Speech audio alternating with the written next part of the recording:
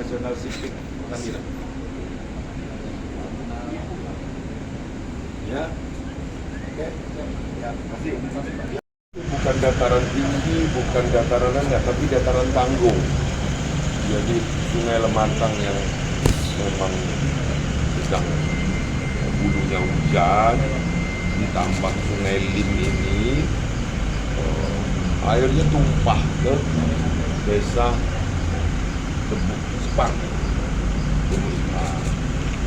Yang paling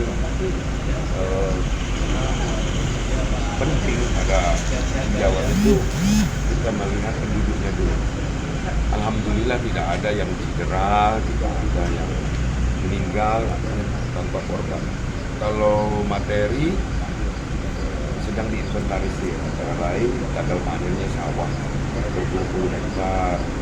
Nah, itu kita juga bicara untuk menanggulangi agar ke depan tidak terjadi lagi. Satu, pasti penghijauan di hulu sungai, das daerah aliran sungai.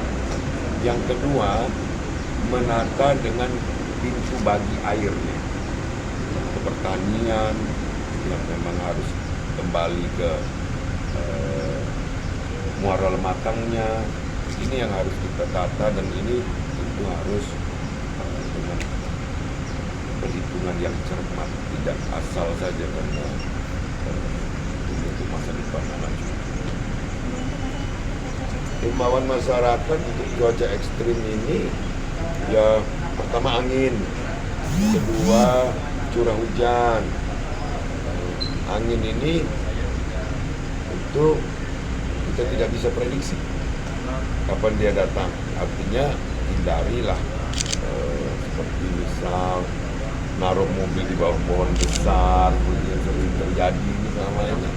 Nah, kalau angin sedang kencang, janganlah berkegiatan di bawah pohon besar atau rumah-rumah yang masih rumah tua diperkuat. Oh ya, tindakan yang akan dilakukan Pemkot yang dalam waktu dekat, yakni merehabilitasi rumah-rumah yang rusak ya, itu di Lahat. Ada satu lagi Kecamatan Mula Ulu. Kita akan inventaris, kita akan rekonstruksi, tapi rekonstruksi di tempat aman. Itu yang hanyut, dipiralkan itu ya, yang hanyut rumah itu memang itu restoran lesehan yang satu di antara yang berdiri di tepi sungai bawah. Dan ini saya mau kemarin, saya mau lihat di Panau.